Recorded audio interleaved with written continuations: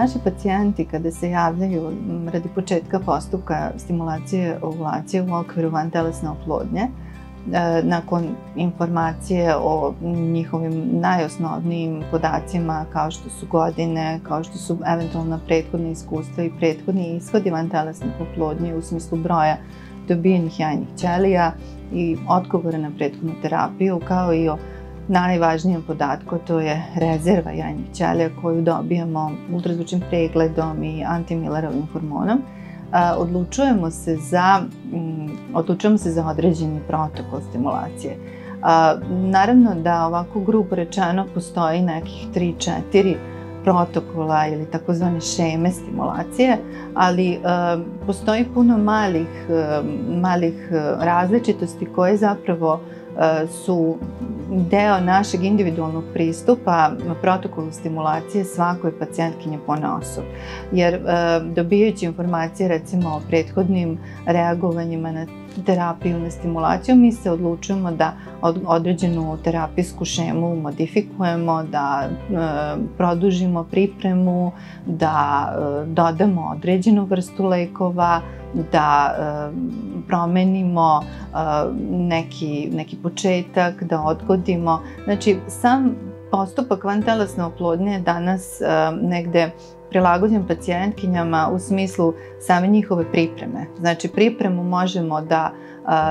prilagodimo godinama, da primenimo kontracepciju, da primenimo progesteronske preparate, da se odlučimo za dugu šemu ili pak smatramo da priprema nije neophodna ili da će čak biti kontraproduktivna. I tako neka jako velika priprema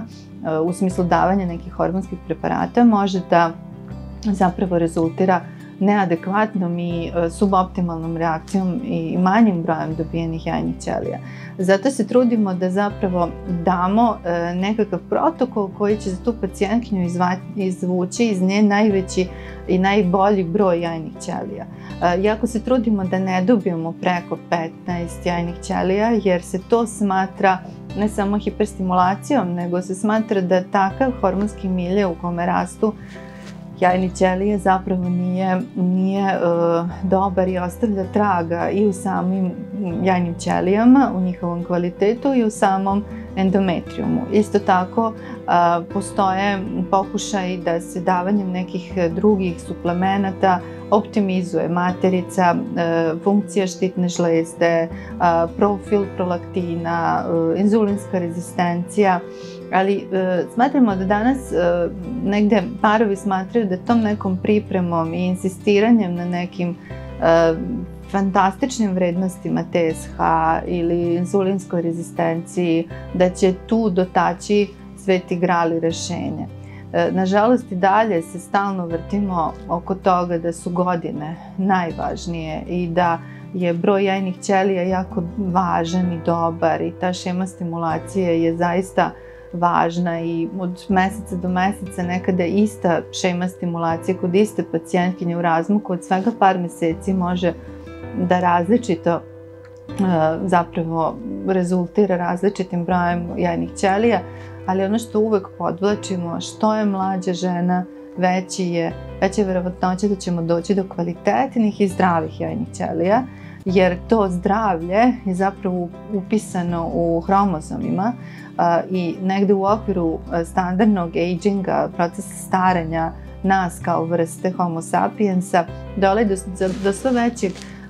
broja grešaka. Znači, što smo starije, to nam je pogrešno raspoređen broj hromozoma u toj zadnjoj fazi sazrevanja jajnih ćelija, tako da se smatra da posle 35. taj proces pogrešno nastalih jajnih ćelija je sve veći i brži.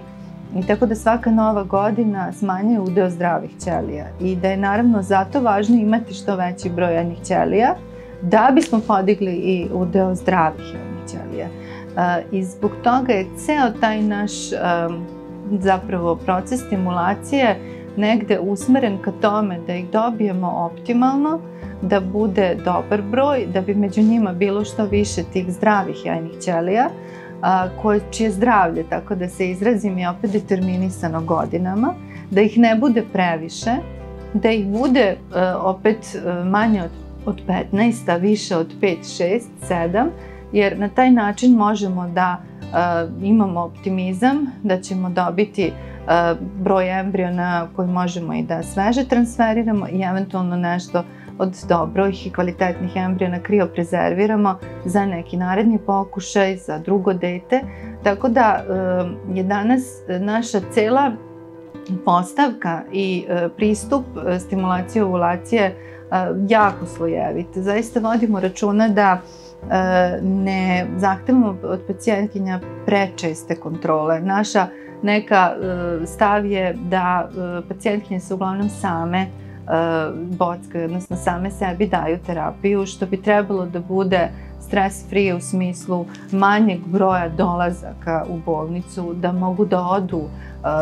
da rade, da provedu neki lep vikend, negde da otputuju dok primaju terapiju. Znači da to bude nekako što bezbolnije, da ta terapija se odvija, da je izabrani lek takav da što manje zahteva nekog administriranja špriceva, igala, ampula. Trudimo se da što više lekova dajemo u formi pena koji su pripremljeni i da zapravo izbor leka opet zavisi od godina pacijentkinje koje samim tim zahtevaju određene pripravke i određeni izbor leka i kad god je moguće dajemo terapiju koja će pacijentkinja naravno sama sebi da daje taj lek, da optimizujemo broj dolazaka na ultrazvučne preglede i da optimizujemo broj uzorkovanja krvi radi određivanja hormona, jer zapravo te hormonske evaluacije zahtevaju vene punkcije i vađenje krvi, što je još jedan dodatni stres. Tako da sveukupno priča o neplodnosti je jedna zaista stresna priča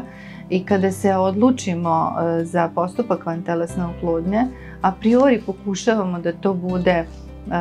sa što manje interferiranja sa nekim poslom, privatnim životom i svakodnevnim obavezama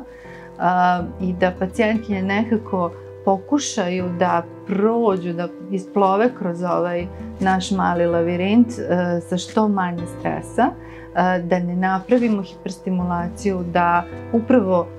uz nekakav minimalni, optimalni broj dolazaka odradimo preglede,